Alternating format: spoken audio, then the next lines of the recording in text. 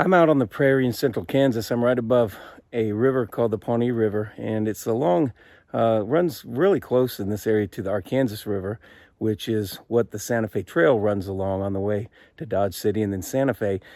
The amazing thing out here is that there are fields with ponds that have large blockages, or what are called dikes, to block the water from runoff and make a pond for the cattle to drink out of. But I've always wondered, how long have those dikes been there, and do they get water only from runoff, or is there a spring? And the more studying I've done, it actually seems as if there was something that happened at a certain point that caused rivers to run, which I've seen now marked on geological maps, and I am going to post those. But they run underneath the ground, and it's a whole river network that runs underneath the ground. And I want to show you the remnants of one of those all along that runs into the river. So I'm going to turn around here. So right down about 70 yards down this lower portion is the river. And you can see what looks to be almost a dry riverbed here. Big hill that runs down, and this would be the bottom of it, and it goes right down. And this is very hard to get into in the summer months, because the growth is just tremendous through here. But so we get right down just a teeny bit further, it runs right into the Pawnee River, and I'll show you what that looks like. But this is dry as a bone. And a little bit above this in the other direction, there's a great big field with a pond in it. And I want to show you the construction of that, because it's amazing, and it looks to be almost ancient in the way it's constructed. You can see what you think about it, but as we go through here, you can see where the water had run, and then right at the bottom there, it runs right into the creek. We'll go a little bit further so you can see that. So now it's very clear how this water would ride along these banks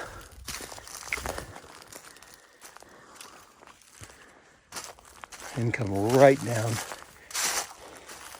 and into the river. And it's iced over now, although it's pretty warm out.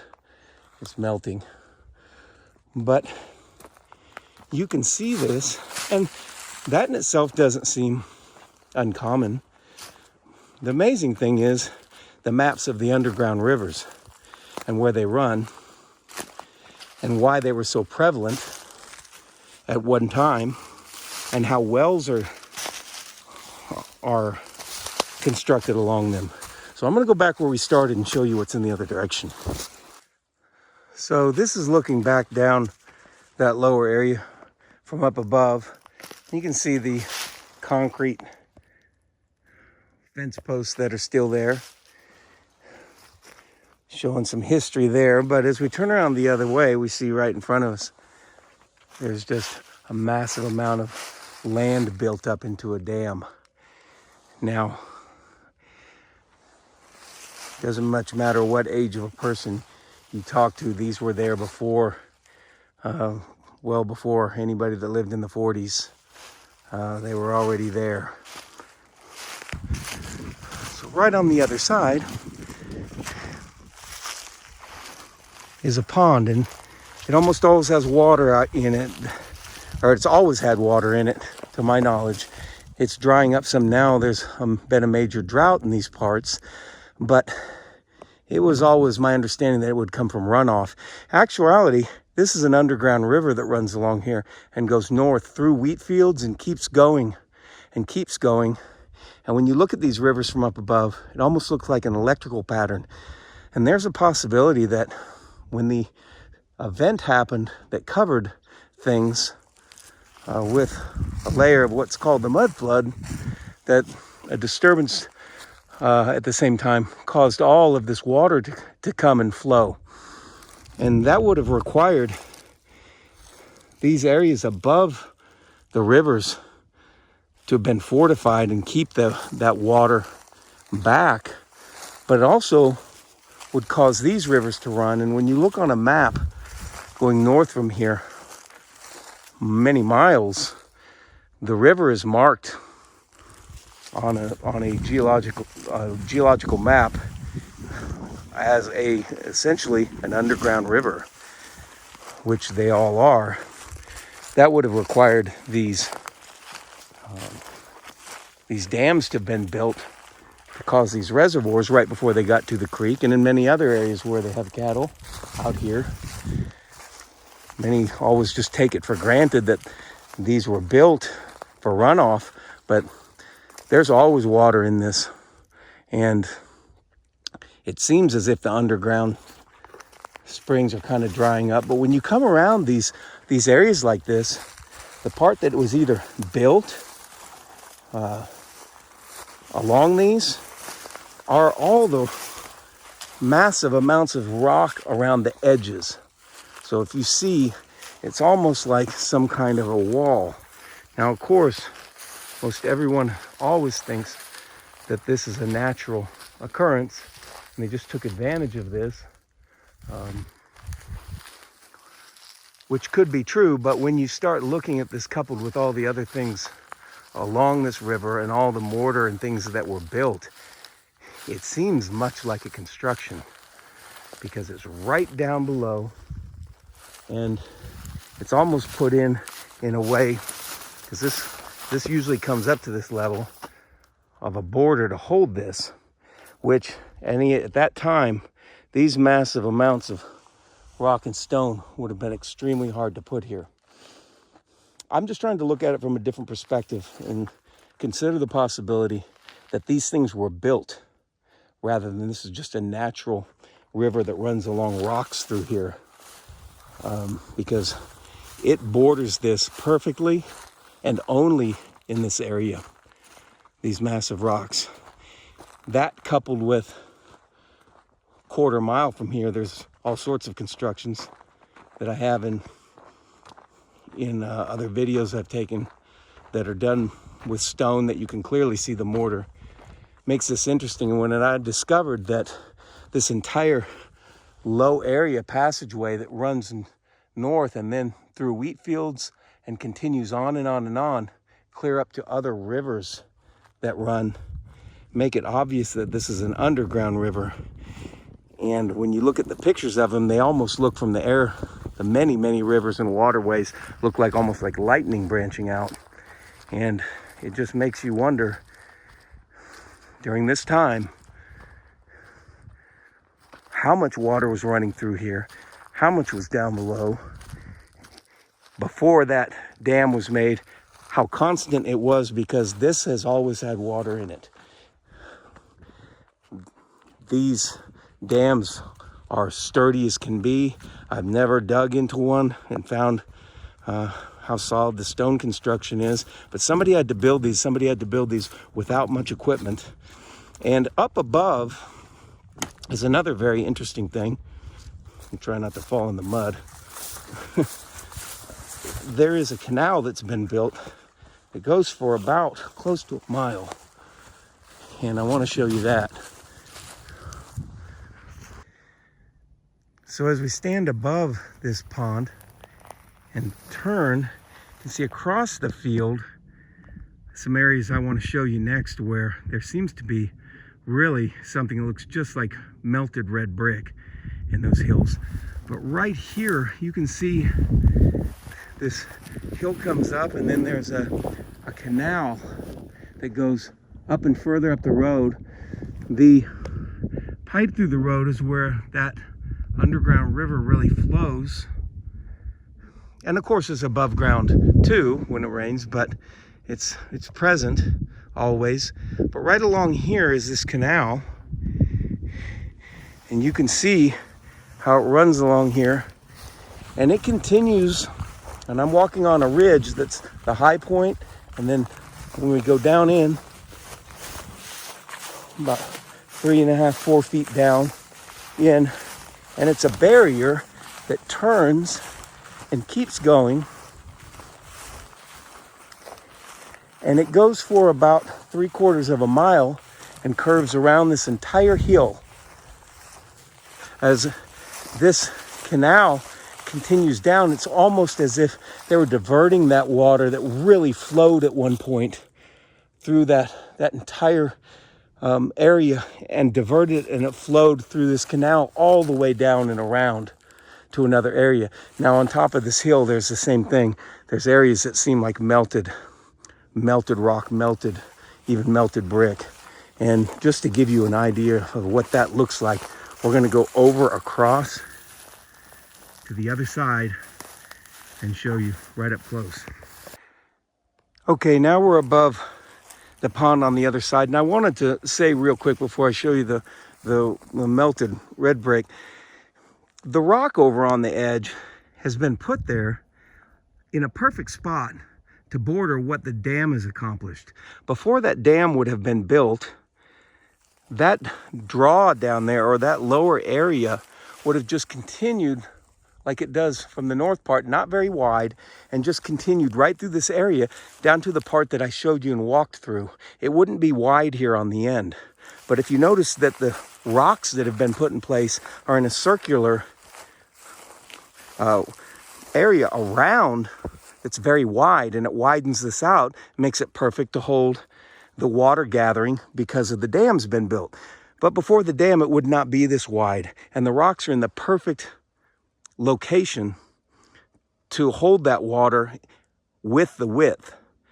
And that would not have been a natural thing that would have been there before that dam had been built. So that's another thing to really take into account with regards to those rocks. It makes you consider, oh, well, yeah, they widen out perfectly around what would hold that water in a gathering right before the dam, but the dam wasn't always there. So take that into account, that those ancient rocks that really look almost natural now, they're in the perfect location to show that they had been put there and built to hold this pond at a time, and I would say way before 1880 or 1870 or anything like that. When we look at the topographical map from up above, you can see the pond right here that we're looking at, and as it goes to the north, you can see the lower area, and then it goes through the field, which is actually an underground river. It shows the marking there, but I'm going to go further north on there. But before I do, I want you to see where the canal is around the edge of the hill where my cursor goes around. That canal goes around that hill continually, all the way around. And then below the pond where the dam is, you can see where we walk through the trees, it ends up right at the river, the major river there.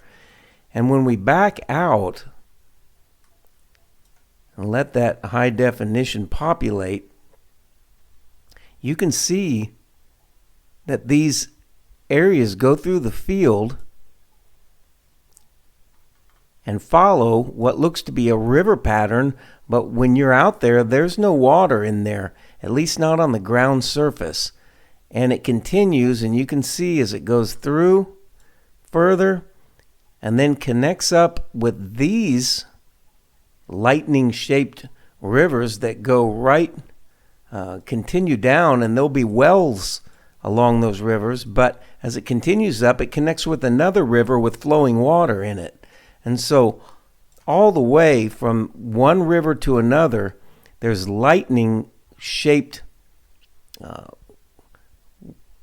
underground flows that continue, and it's possible that that was accomplished at the time when some event would have happened that had covered all these things up. Either way, they're a strategic point in which there are things built along those underground flows, and that's what we're taking a look at here. Now, as we walk through this field, it's mostly dirt, but we get into areas that is just jagged rock, and somebody had come out here and dug into this. Maybe they needed dirt. So, but it actually gave a look at really what's under this, which is really amazing, because if you look here, these rocks are almost like slate, like they got heat scorched and flat, and they're not everywhere. Here's one too, and it just like it got turned to slate and scorched. These are very jagged, but as we move left, here's an amazing thing. All of a sudden, there's a line that turns red from here to here, as if it were a wall at one point. And I want to show you a piece of this. Here's a piece of it. Let me get it out of the sun so you can see the color really well. So it's just like a piece of slag, red slag, that's obviously does not look to be like a natural rock, but it just looks like something had been just heated and it turned to lava, is what that looks like. And it's definitely red, so it has iron. So I don't think a melted red brick would look, just if you melted a red brick, would really look anything different than that if you got it really hot. And you notice it's in a configuration that is about as wide as that. And then when we move to the left again, we don't have that. You see, we don't have that anywhere here. Now we have plenty of slate-like, hard slate-like rock. And when this was done, you can post in the comments when you think, but I like to look at what is and try to figure out what was. But I can tell you that when you walk in this field, you won't have anything, and then all of a sudden you come to this. And the fact that somebody dug this out gives a chance to see what's underneath. And these rocks are fragments and just heat scorched almost. They may be softer underneath, but they'll have an edge that seems like, where you can see this a little better, they'll have an edge there on the top that's like slate, whereas the under part might not be like that. Let's walk across here and let you see what it looked like before any digging went on. These hills that are out here seem to have had structures on them built up above these massive, what would have been massive rivers at that time, with these other rivers flowing into them all around, with elaborate canal systems built that you can see the remnants of in the field. And what created the Great Plains with no trees? Why do we need cement fence posts? Well, something completely, if there were any trees, something completely wiped them out. I can tell you in the last 100 years, there's been no problem with tree growth. So through all time, what would have kept 0 trees out here, and then all of a sudden, no problem with trees growing in 50 years. Seems to me something would have had to happen to wipe those trees out completely and leave dirt on top. And before that digging was done, here's what we had for hillsides. And you can see if you fall on this with your knee, you're going to be in trouble, because these are sharp slag, like lava type rocks. Of course, that's a very interesting sandstone type rock, but these down below are sharp, like slag, like rock, like it's just been scorched. And it's only above these, out in these parts. It's not continual. It's only right above the river here as it runs along the river, as if it were structures of things that had been built in a strategic location, and they are no more. Because if you go north, just across that road, it's dirt, it's all farmed. This wouldn't be able to be farmed because of all this rock and structure burn up what seems to be just burnt up slag right in the middle of the Great Plains. You can see here that this had a bulldozer come through here, and this dirt is just dirt. There's no rock in here or anything like that. Whereas just right over there was where all that slag was, and those sharp rocks. Here is very rich soil, just as that field is across the road, with that entire underground river, which in these parts is called a draw, but it actually runs underground, and that's why the pond actually has water in there now. It just continues on and on. So at one point, these rivers out here may have been just incredible and flowing all the time, and it seems to me that would have been triggered by an event that caused that to happen. Something that maybe would have wiped out all the trees, and so therefore the trees are just growing back. Every year that river area down there gets thicker and thicker with brush and trees that weren't there before. So the entire process doesn't seem to have taken that long. So what really is this? The great thing out here is the history narrative is so recent that it would only support things from the past 150, 200 years out here. Prior to that, they say it was buffalo and Indians. Walking along here, all of a sudden, here we come. You can see that. What's that look like to you?